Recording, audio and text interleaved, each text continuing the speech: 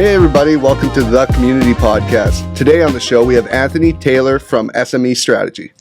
How you doing, man? Doing awesome, buddy. I'm excited to be here. I'm so happy that you're here, man. You've been a member for, I feel like, the whole time. I wonder if I'm an OG member, but a big fan of what you guys are doing and try to support wherever I can. So it's awesome. You're just an important staple of the community. I think it's important, so it's great. Yeah, it's awesome. You've always been such a joy to be around when you are here working, as well as just like, man, you're busy. You're always so busy. I mean, it's a co-working space, so I'm trying to do as much working as possible. Just like not even just when you're here. I'm noticing you just go all the time. Plus, you have a young family, so it's just I know you probably run off the same amount of caffeine or something that I do.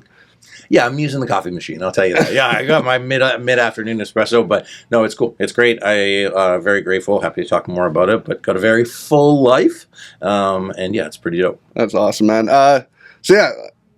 Strategy. How did you get into it? I mean, like, you're very good at what you do. Like I said, I see you traveling around the world, kind of. Well, it seems like you're giving tidbits to people, training them on this as well as your clients. But like, how did you get into this industry?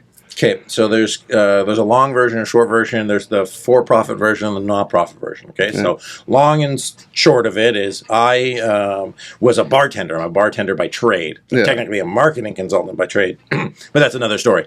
I was involved in two nonprofit organizations. I was working out of the Hive, so like 10 years ago, 15 years ago, co-working space. And I was part of two organizations that were doing good in the community, but their board of directors was kind of disorganized, very passionate, but not effective. And so I found strategic planning as a tool. And at the time, I was writing business plans. And one of my mentors at the time, Aaron Cruikshank, shout out Aaron Cruikshank, was like, hey, you're not going to make any money writing business plans. You're just not going to be able to get to where you want to go. I was like, oh, okay, interesting.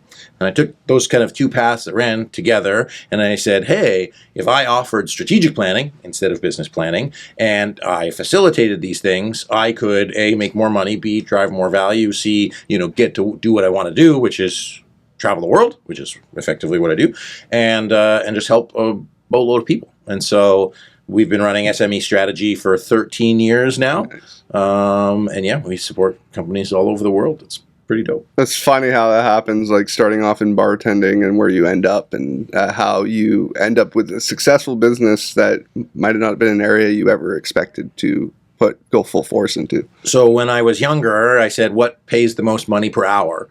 And this is like, I was a strategist at heart. So when I had a lemonade stand. Yeah. I delivered newspapers at 9 years old. I always had a job, always tried to make money. I said, what makes the most money? Become a bartender. I said, great, became a bartender. I said, okay, what makes most money after that? It's a consultant. So now as a consultant, I get a good hourly wage, but I believe I earn it. So believe it or not, I was strategic planning even when I was 10 or 15 years old, even though I didn't know what it is. And now I'm kind of midpoint through a 20-year plan.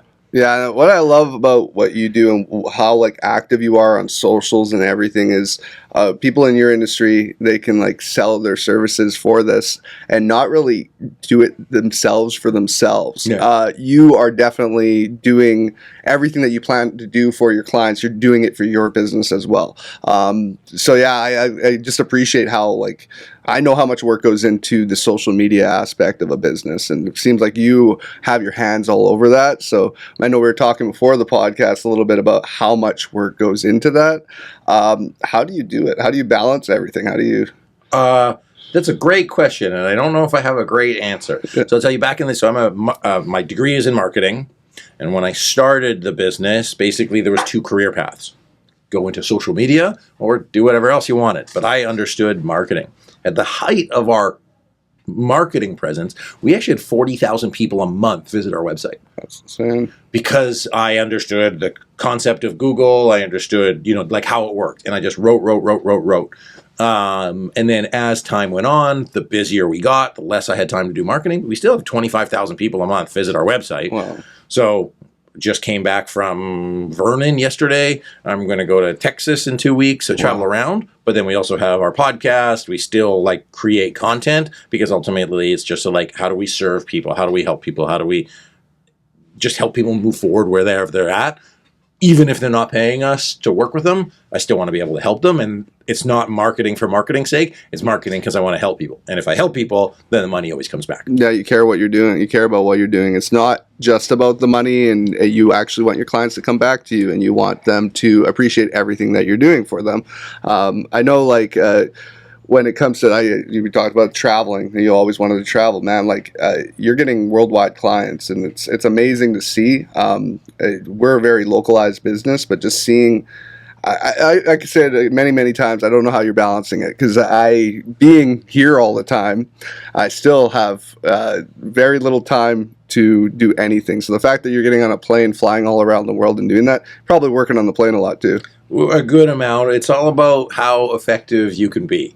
And so I figured out a way to be effective. I've got a really good team behind me. My wife, Erica, takes on like a lot of the stuff. But, we do what we got to do. But yeah, it's just part of the gig, right? Yeah. And you ultimately do what we've been trying to like drill into people's minds the last few years when it comes to media and business, and taking your business, and how do you take it to the next level? Who's on top of the world when it comes to businesses with that social media presence? Doing podcasting, doing just reels, doing any kind of I would say art to promote your business. That's the biggest thing I always try to promote. I'm an artist at heart. Artists finally have a place within business more than they ever had, in my opinion. You always hear the term starving artists. I feel like now is the time that artists won't be starving, because they know how to drill forward, like basically the future of what I think business is. How early on did you know that you had to have that kind of presence? That is a great question, and I'm going to think diligently about. Okay, so I think the key concept is, if people don't know you exist, you don't exist. Yeah. And so it was a means to an end, I guess. I wrote a book because I wanted to help people. That helped me get my brand out there. I created the podcast when I wrote my second book, kind of by accident, because I was interviewing people and I was like, well, shit, I might as well record this. Yeah. But the key part is I needed to sell. So I am a creative person. I like creating, but there are facilitators. So my technical term is strategic planning facilitators. There's some facilitators that are really good that suck at marketing. Yeah. There's some people that are really good at marketing and suck at doing. Fortunately, I've been blessed with like the ability to do both. Yeah. And so being able to kind of find that nice harmony is what makes me a successful business owner versus some people who are just like sole practitioners. Yeah. And the other thing is kind of thinking about it as a business. Yeah. As much as we might hate that we live in a capitalist society, which we do, you got to help people make money, and because that's kind of how the world works. So as artists, how can you help people make money through your art? That's where people can like thrive and win. Yeah, 100%. And I know that like having that online presence, everybody that's big in the world, I'm a huge Gary Vee guy. Like, it's the fact that like such basic things can do such big things for businesses. Everybody looks for perfection. I think perfection is not needed for the most part. Nowadays, people want real. I feel like the last few years, business relationships, people really want to work with people that they trust, so they don't want a fake image of somebody. Like, you want that realness behind their branding, as well as I just find that when people are trying to build their brand, if it's a niche industry, let's say, or you look into it, more likely you're actually, if you're doing podcasting and content, if people are looking for that niche industry, they're going to find you, even if you're not spending money on ads or like in marketing. If you're doing something that nobody else is doing, that's why it's like, if you start off doing it early on, there's people that are YouTubers now that only reason they really got successful, you look at their content, it's not like it's amazing content. They were the first to do it. Yeah. So it's really, we've been trying to drill that into people's minds, is like, oh, you're this industry. You look into it. There's no content about that. I was producing a cybersecurity podcast for the longest time, and the two guys that were doing it, the sponsorship money that was coming in for it was great, and just the amount of viewers they had in that industry was high. And I think it was because it was for what they've been doing it for years, and when they started doing it, nobody else was talking about this stuff. Hard for me to produce it, stale as nails, doing like 6 hours straight of back-to-back podcasts on cybersecurity. Yeah. But for people in that industry, the information was so valuable that it's like it's great that they got into it as early as they did, because everybody always asks me like, how do I monetize? How do I monetize? It's like one of my first questions as soon as they come into the studio. It's like you have to drive to get monetized. You have to realize that like a lot of people are putting up more than 100 podcasts before they get any kind of interest.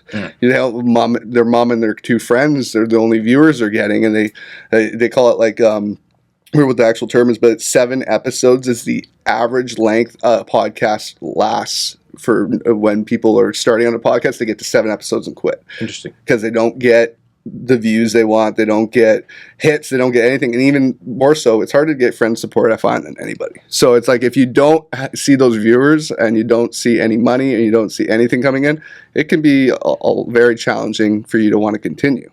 How early on did you like see success doing this kind of content? Oh, I have no success doing the content. I see. I'm just doing it for fun. Okay, so a couple things, and I'll talk to the audience is as you think about it, is you have to have the strength for it.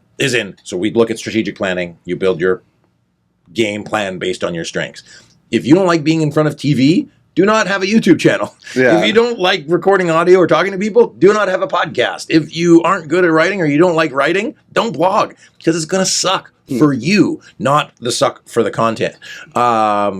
In terms of like my creative process going through this thing, everything happened by accident. Again, I talked about like kind of mission focused, but I think it's because I wasn't trying to be famous. I wasn't trying to make money off of views. I had a very real product. So my business is a product or service, depending on how you look at it, and the content supports that versus the other way around. If I wanted to make money off of advertising and be famous, then I would have a lot harder time. I'm at 300 episodes of the podcast. You know, at our peak, we got like 6,000 plays an episode. We're doing 1 a week. It's a lot of freaking work. It is. But do I do it for that money? No, I do it because I have a long-term strategy that I'm going to be in my business. I'm 40 now. I'm going to be in my business till I'm 60 or 70. So I'm looking at the investment of everything. The only reason I'm successful now, is because I didn't effing quit. Yeah. I just kept going. Kept going because quitting wasn't an option. I've got a lot of good things that aligned for me to be able to do that. But, you know, like you said, 7 episodes of podcast, like if you just keep going, you will be successful. Now, if you keep producing trash, well, and you don't get any better, that's another story. Yeah. But a longevity. Most people, I'm 13 years in my business, as I mentioned, most people aren't that. Yeah. And they didn't actually even realize I had a business until 3 years ago. So the like 10 years overnight success is a very real thing. Yeah, we know all about that here when it comes to like just pivoting and having to change and put so much into it without any return, but seeing the bigger picture in the end. Obviously, you know the story about how we moved here and just everything that went into building Fountainhead. Like it's still a grind. It's a grind. It was a grind, but now it's on the uphill part of the grind. It's the end of the gross grind. It's like it's relieving, but there's still so much work to do for an end picture. Like what we really want is to be a community-driven place for anybody that wants to be part of a very solid community can come to, but not just here. That's like ultimately everybody that grows a business wants to grow it. But it's that dedication and sacrifice. I find sacrifice is the hardest thing for people to really do, or not pulling in any money. That's hard enough to do as is. Like that's why it takes certain people to kind of live with that and kind of have faith in themselves that if they're either putting themselves into debt for a thing that they find is their calling, or is going to end up being something bigger than what it is at that current moment, that can drive you so far. It can make you. I can't even explain how many times we basically were running on empty, but just kept on our foot on the pedal. Yeah. Oh, yeah, I could easily tell you, like, there are multiple moments where I was $250,000 in debt. You know what I mean? Like, that's because you, like, have that, like, faith of going. And to be honest, it's kind of stupidity. Like, in principle, it's, you're insane to start a business. So, good for you for being on the crazy side. You had mentioned sacrifice, right? And so I think that's the hard part. As a business owner, there are sacrifices. Like there was times where I was 18, 19, I was running an Amway business. I was selling energy drinks and makeup. Yeah. And I would go out on Fridays, and I tell the story a lot on podcasts. And my friends would make fun of me.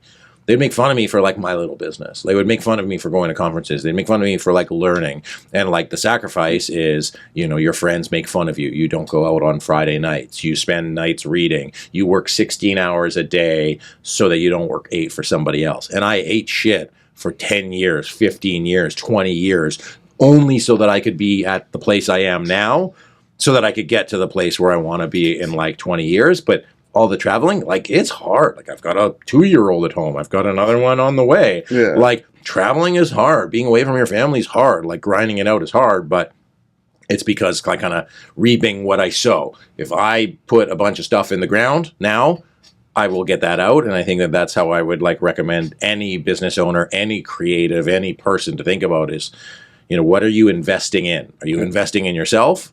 And if so, that stuff takes time to kind of come to fruition. Oh yeah, I mean, like planting seeds each seed you plant does not have the same timeline. Of course. So like we started planting our seeds obviously 2020 when we opened, and we're getting like people reaching out to us that we reached out to then. Now finally seeing what we're doing, or I mean the pandemic hit everybody differently, and there's still people that haven't really got back to normalcy to go into places like this filled with people, and even knowing that these kinds of places exist. It's been different times, but I feel like it's happening now, and people are finally starting to be more, I would say, normal. And as well as like where we're seeing is a lot more business-to-business relationships flourishing within almost this realm of media, helping each other out with different kinds of things, where a lot of our members are working on these kinds of projects together, or just giving each other tidbits on how to make this kind of stuff work,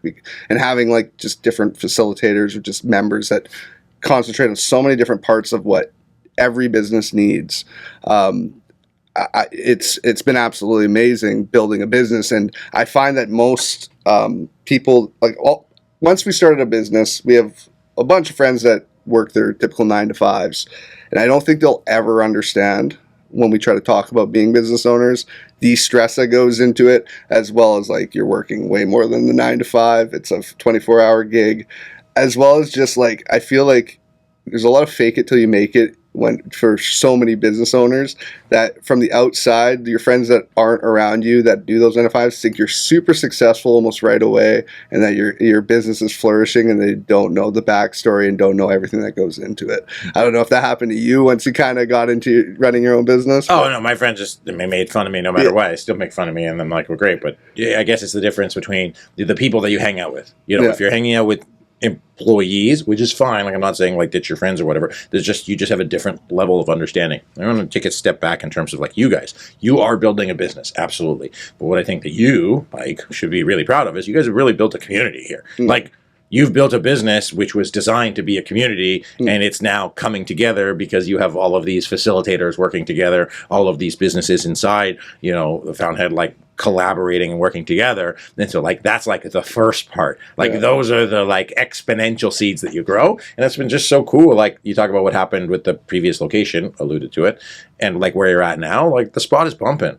So as a business owner, it sucks when it happens. But when you look back to those like often hardest times, you realize, whoa, those were some of the most like formative experience. And I obviously don't know everything that goes on in the business, but like there's a lot of people here. It's a great energy. It might be easier to manage, like all of that kind of stuff. So it's just different people are playing a different game. And I find as business owners, it's critical that you like are talking and working with and collaborating with people like in the same game as you. Yeah, I appreciate that. We feel like we were like in a 5-year course of like almost like challenges a business can face. Here you go. And it was just like a crash course of just go, go, go. It's like every time we get ahead somewhere, something big happens. But I feel like getting through that all in the beginning. I mean, there's going to be more in the future always. I was going to say, getting through like really some crazy shit in the beginning kind of gave us like the mentality of like, you can get through it. and you can make it better. It's these problems will make everything better in the future. I mean, like it will, everything that you've had to fix, if it ever happens again, you know how to fix it now. But it's just that grind. Like I said, it's that grind. And what you said about community, that's what we learned pretty early on. And just talking to other co-working space owners, it's an industry that people don't really look at other co-working spaces as like competition, really, because everybody offers different vibes, a different place. Like WeWork, they kind of got ahead of themselves, and they didn't realize that it's not the space that sells co-working, it's the community that sells co-working. So they were going and getting 5-level buildings with like rock climbing walls in them and all these things that they thought like the building is going to bring people in. It's not the truth. It's the people there. Like, you could have a spot that might not be the best aesthetically. It might not like look like a nice big corporate office or anything like what we have here, more of an industrial look. It's the people. It's 100% the people that when we have more tours coming in or new members, why they stay around is they meet these people that, one, they like a lot of the people just vibe with each other here, but two, they can build these business relationships. A lot of old school trades like going on where it's like, oh, hey, I'm a graphic designer, you're an accountant or something. Like, this is just a complete random example, but it's like, hey, funds are a little tight on both ends right now. Could we do switch partner? Yeah. And then you see that's literally what, if you go back to the starting of time in communities, and then just that's how it started. Is it's like services for services and people that care with one another and work together as a team, yet they're not the same company. That's huge. Keeping the vibes around here good is huge. You always know there's office politics. Whenever you work for a company, there's going to be people, if you have multiple employees, everybody's not going to get along. And they're always going to bicker back like either about it to other team members. And it's just, here you don't have that, because you have a community of nobody cares if buddies like it's like effing the dog for the day. Nobody cares. His boss will, or if he's his own boss, it's his own thing. But it's, you don't get that bitterness. There's no bitterness here. Everybody's happy. Everybody's like just ready to go and be part of this bigger picture of a community, and hopefully we can grow it to a point where it's not just localized, where you have almost like a community service online where all these different industries, you're part of our VIP members, right? That's what we really want to do, is have like almost like a yellow pages of like all these different industries that people will know that this is the best place to come to for people that are going to get it done properly, as well as build personal relationships with while they're working on this stuff. Because I know you've probably outsource stuff to get.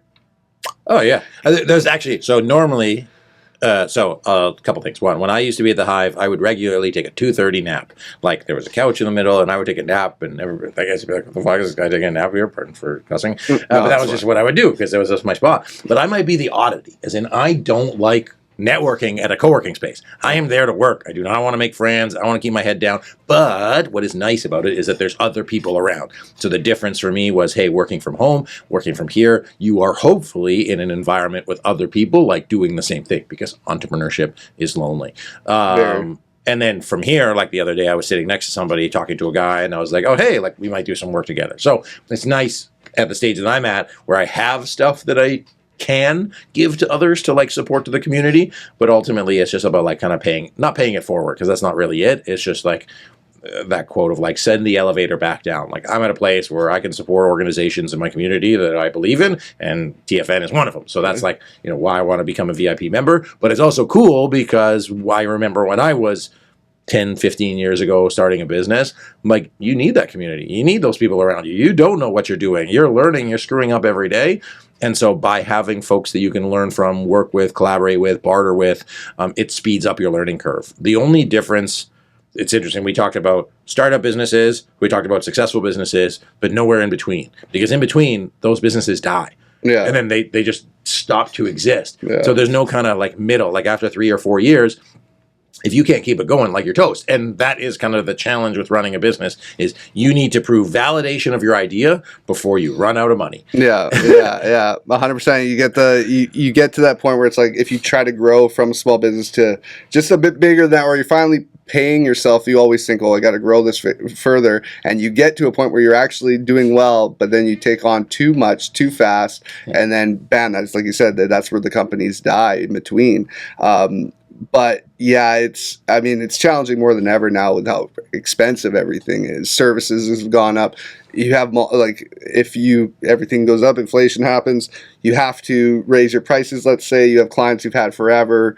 They are suffering too. It's just like a bottleneck of just everybody paying more, and I find especially in service industry, you're paying more for less nowadays. Oh, yeah. So it can be difficult. That's why I really think co-working spaces, especially starting out, are so key. Is that personal relationship? Because I was going to bring up outsourcing. That a lot of people go to Fiverr and outsource video editing work or something, and then they're getting it for a good price, but they're back and forth trying to figure out, get what they want. They never, even in the end, they finally just get what they kind of like. And they're like, okay, it's not worth trying to get this guy in Pakistan or something to finish this for me properly. Really, what the personal relationships, where it is that face-to-face contact, where it's as easy as hey, I want this graphic to have this corner to be yellow and this and this and this, and it's done. First step, it's done, because you're working with that person. You have a personal relationship. They know how your tone of voice, even your tone of message, they don't take offense to things. If you're working with a graphic artist and you send them an email that has a bit of a tone to it that seems like you're angry, or just, they will not, I would say, be offended, but they won't want to do great work for you. So I find these personal relationships, as risky as that can be as well, because sometimes if you're friends or family with somebody, they put you on the back burner. But I think it's a perfect balance of seeing how people work first, see how they do with other clients, and then you may build that personal relationship, and then you jump into that. It's the amount of side hustle businesses that have flourished out of the spot, just people working together on side projects. It's almost happening weekly. We're seeing here where just people are gravitating towards each other and trying something new. Cool. So it's yeah. I as one of the business owners of this business, that's exactly why we're doing it, is to see businesses grow, and we've seen that. It's sad sometimes when they grow too big for co-working, because that does happen, but it kind of makes us happy at the same time, because we were able to help them with their startup. Because I know if we were doing something different and we needed somewhere to work, I can't work from home. I can't. Yeah. A place like this would be much needed, especially with the kind of work I do. I can only imagine, with you having a second one coming, how hard it can be from working from home. Yeah, I have a nice balance, but so going back to the other thing, it's you kind of get what you pay for, and so if you are working locally, it's a lot easier to have context, to have personal relationships. Sometimes getting somebody on Fiverr can be super good. I had the guy edit my audio for 3 years, and he was in London, and I never met him. So there's pros and cons, and as a business owner, you have to decide what works for you and your style. But co-working has always been a staple of how I worked. I just I could always work from home, but I liked having that. I use it as a second space. So I come to TFN maybe once a week, usually on Tuesdays, because it's just nice for me to build that into my routine. So I'm not always at home. I am going to lose my office to my next kid, because they're going to take my room. But I was at the Hive for 6 or 7 years. There was a place called Spacecraft in Burnaby, and here, and then our location in Victoria runs out of Quench, which is another co-working space. So we're big fans of co-working. It's good for the community. It's good for the people in it, because working from home, whether you're an employee or employer, is lonely. And so having folks around you, community, but hell, even just to walk around and say, hey, if I am effing the dog, there's other people around me that are working, and it's motivating versus okay, I'm going to watch 7 episodes of The Office. It's that's not what I'm here to do. Yeah. Right. So there is okay to take a break. It's okay to socialize, but having that community of support is really awesome. And like you're saying, the vibes here are different than the vibes everywhere else. Vibes here are dope. So that's why I'm here. Yeah. It's like you said, you're not here for networking as much as more so getting your work done, but you can appreciate everybody being around you. Why I feel introverts, I'm pretty introverted myself. If I don't know people, and I turn into an extreme extrovert once I know people. I find that co-working actually works for that, because it's not if you're sitting there alone working one day, you don't get the random people walking up to you like in your face, like they let you work. Yeah, they let you work. But if you want to step out of that every once in a while and like go down to the kitchen or something and people are standing there and have that chat and kind of challenge yourself. I know it's challenging for me to meet new people. When you want to, it's not forced upon you ever at a co-working space. If you're working out of an office space with employees, there's always that fellow employees, it's always that like almost that need, like, oh, I got to reach out, talk to everybody, I got to do this, I have to. There's the politics of stuff too. Like I come from pro wrestling, where it's like if you don't shake everybody's hand in the locker room when you get there, you forget one guy and he's a veteran or something, he's going to be bitter. You don't, and that's like a lot of like office politics is that kind of stuff. So here it's like, no, if you come in, you have a lot of work to do. Put your headphones on or do whatever, go to your desk, work. Nobody's going to bug you.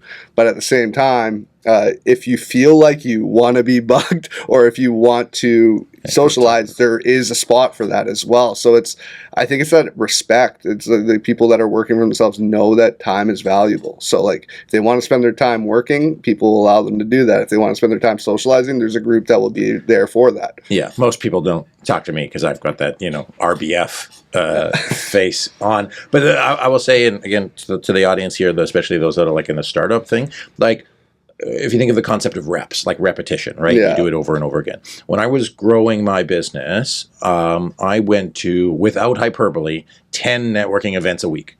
That's crazy, yeah. No joke. Week in, week out, I was always at something. And yes, I wanted free wine and canapes, and I wanted to like go and do cool stuff, but it was honestly to practice talking to people. It was practicing my pitch, understanding what was going on, like what are people working on, like who are the people that are actually like doing stuff, like who are the movers and shakers. And so, I'm not saying people should do that now, but I am saying that as a new business, get your ass in gear and like work, and like a good opportunity to do that is network, because then you can like practice your pitch. Like, did I say, hey, I'm a strategic planning facilitator, and they're like, oh, I gotta go. Like it happens all the time, versus like, hey, here's how I help businesses, and then you engage in a conversation. Hey, what do you think about that? Do you like this idea? What have you seen about it? And so your ability to truly network is one of the things why co-working spaces are good, because it's the networks that you build that will support you growing your business, because either you're going to cold call, you're going to cold email, or you're going to network. And networking is, in my opinion, the best way to get like live feedback for your idea, for your concept, for your pitch. And the better you can get at pitching, the better you can get at communicating, the better you're going to have, the more success you're going to have as a business owner. Do you find that those in-person networking events are almost like selling yourself before selling your business? Like it kind of like getting, almost like bringing, like kind of get people to know who you are instead of just being that typical like sales. Like, I mean, people don't buy from a business, right? They buy from a person. Yeah. But at the end of the day, it's about, does that person even need? The problem with networking these days, and why I don't go to networking events now, is because, and I'm going to try to say this in a nice way, but it's not going to sound nice. When I went to $5 networking events, I would meet $5 business owners. Yeah. When I go to $100 networking events, I meet $100 business people, and so on. Mm-hmm. And so the point is, when you go to these cheap, free networking events, there's nothing wrong with them, but everybody is trying to sell. Yeah. Everybody's trying to sell everyone else. And so, like, that gets exhausting, because everybody's like, who can I sell to? Who can I sell to? Which is fine. But ultimately, how I viewed networking, and when I joined the board of trade and 3 or 4 other boards of trades, I said, okay, I'm going to focus on A, relationships. And B, I'm not going to focus on those relationships for the next month or 2 months or year or 2 years. I really said, these relationships are going to support me 10 years down the road. Yeah. So planting seeds, going back to our kind of original thing, I wasn't selling, because I couldn't make anybody buy from me. But I had a 10, 20-year approach, and now there's folks, there's a strategic plan. I'm going to be working for a committee, a nonprofit, okay?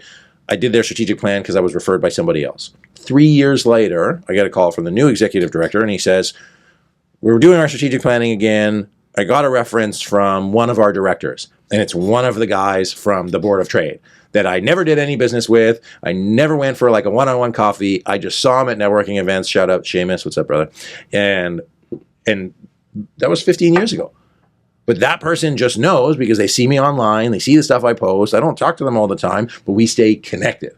Yeah. And then that is the thing. But you only get that because you've been investing the time, the energy, the focus, and you're kind of committing back to folks. If you're showing up like short term, who can I sell today? Who can I close today? You got no chance in hell. Yeah. So the better ROI, in my humble opinion, is investing it in the long term, look in the long term, sell where people want to buy, and network where you can build the relationships to be generous in the short and long term. Yeah, it's almost like taking some time out of every day to almost do it all. So it's like you can sell to the people you want to quickly sell to. There's always going to be those clients, but then I would almost spend most of your day building up for the future and just reaching out to possible clients and just making them know you're there. Yeah. Like, it's really all it is. We're seeing a lot of that where people were telling start podcasting 4 years ago that, like, really, I think the last few years have just been difficult to even process what to do, and then them coming in being like, oh yeah, I know we can't use you for co-working, we don't need it, but we remembered you did podcasting, you do content creation, it'd be great to come to your networking events because we have this perfect office space or a physical location somewhere, but we just don't have those people, and so I find that a lot of it's actually crazy. I feel like we've been doing more of the short-term sales lately, but a lot of the stuff that's coming to fruition to us is that long-term sales that we've been building up the last few years. The move actually kind of, I think, kicks some people into coming and checking us out for even the first time. Yeah. As in, like, they meant to, for 4 years went by fast, but they meant to come by, and they just never did in a way where I almost am happy that they didn't come because the vibe of this place just matched them more. Like, it's like it was meant to be. This area in Port Moody too is I think it's just a different breed of people when it comes to how they think, and forward thinking, business minded, a lot of young entrepreneurs living in condos that need space. So it's just a different space, even being 10 minutes down the road. Yeah. It's crazy. I know you're up the hill like we are up in Coquitlam, and it's growing significantly, but if you've been down here in Port Moody at all and you see the amount of construction that's going on down here, it's insane. Yeah. So we think there's going to be a huge community of just Port Moody's always been known for the arts. So those people that are in the arts, working with all these young entrepreneurs, tech industry is huge in Port Moody. As you know, like the people that we've partnered with, I don't know, they came from Traction on Demand. Port Moody built, Port Moody made into industry leader. Yeah. So it's like this area's just got something in the water. I don't know what it is. Yeah, man. I just appreciate your grind. I know I'm switching it up a lot. There's so much that we could talk about. I feel like I just respect you in so many ways. Plus, you're a wrestling fan. Where can people find out more about you? Obviously, we're talking to most of our viewers are other business owners. Where, if they need your services, where can they reach out to you? So before I say that, thank you for that. And yes, the OG wrestling fans, which is amazing. I think for entrepreneurs, business owners, all that stuff, it's so much of it is timing, and it's timing and fortune and luck.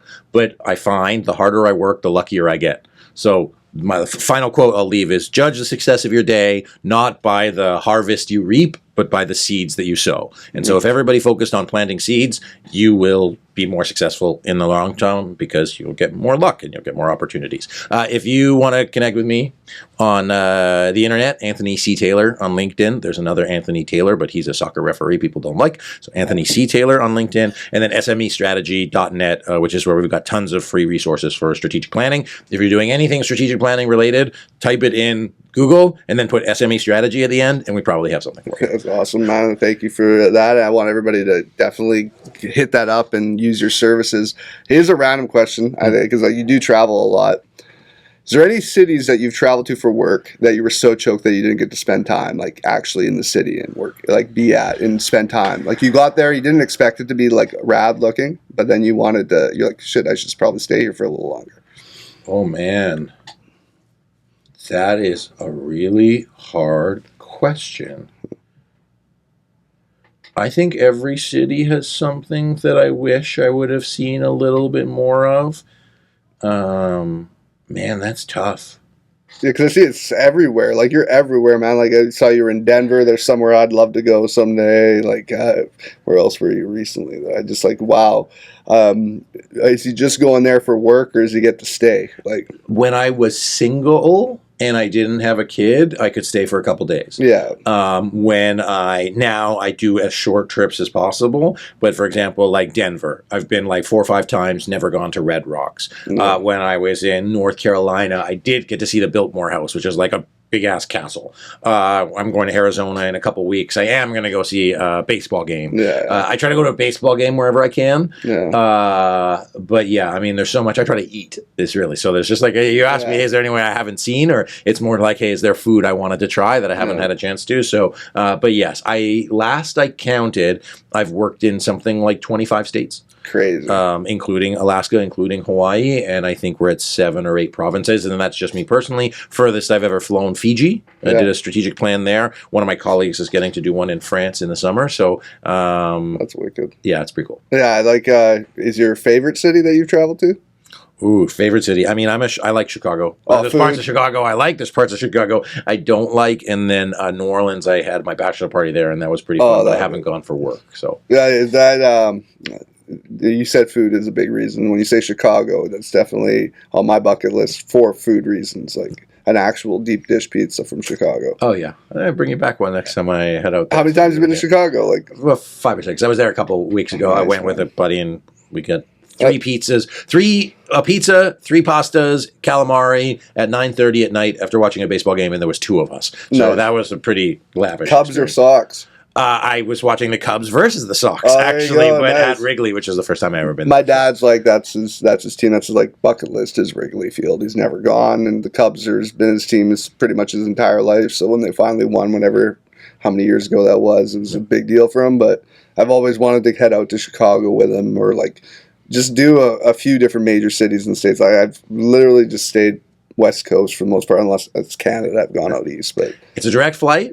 It's weird how I know all of the different flights. And Asher would love the Field Museum probably, and you get to see like they have like the largest T-Rex in the world. Freestanding T-Rex is in at the Field Museum in Chicago. So I encourage you to go. And springtime is lovely. Have you traveled with the kid at all? Yeah, I just got a text that we might be going to New York. I'm going to New York, but the family might come with me. Leo, who's under 2, has been to 6 countries. Wow. Already. So we haven't gone for work because it hasn't, unless like it's been like Kelowna. But yeah, he goes around. So that's the cool part. I get to take my wife or take my kid and to do cool stuff. That's both awesome and very scary to me. Traveling with a kid? Or traveling with a kid. We've done it with Asher just a little bit. But. You're parenting here? All you're doing is parenting over there. Yeah. But, Erica, shout out Erica, my wife, she takes on a lot while I'm out of town. But one of the things that really helps us is like, I'm not going just to do work. I'm helping people. I'm having a huge impact. So it's like really a team effort. Like we can't do the work that we do, and it really impacts tens of thousands, hundreds of thousands of people a year. It's a team effort. So I couldn't do it by myself. Beyond my work team, my home team, if it wasn't for my home team, we couldn't help the people that we do. And so I'm grateful for the people I get to help, and I'm grateful for the people that help me help them. Okay. One last question. So, favorite platform to post content on? What do you think for what you're trying to do? Where has been the most successful place? YouTube. YouTube? Yeah. So YouTube, we're just shy of 40,000 subs. Nice. It's the second biggest search engine. But basically, I put all the stuff on the website. So the blog, which is Google search engine, and the second biggest search engine, YouTube. And what ends up happening most of the time is they say, I Googled you. Or I found you on YouTube. And the good thing about YouTube and the way we give content, because we give it all away, is they're like, I've watched like 3 hours of like your videos. Like I already know who you are. Yeah. So people will watch this episode and be like, hey, I already know who you are. I already know I want to work with you. I already know I like you, or I already know I hate you and I don't want to work with you. Who knows? But it is such a way to like build that relationship scalably. And a crazy statistic, what is it? I get 10,000 people a week tap into YouTube.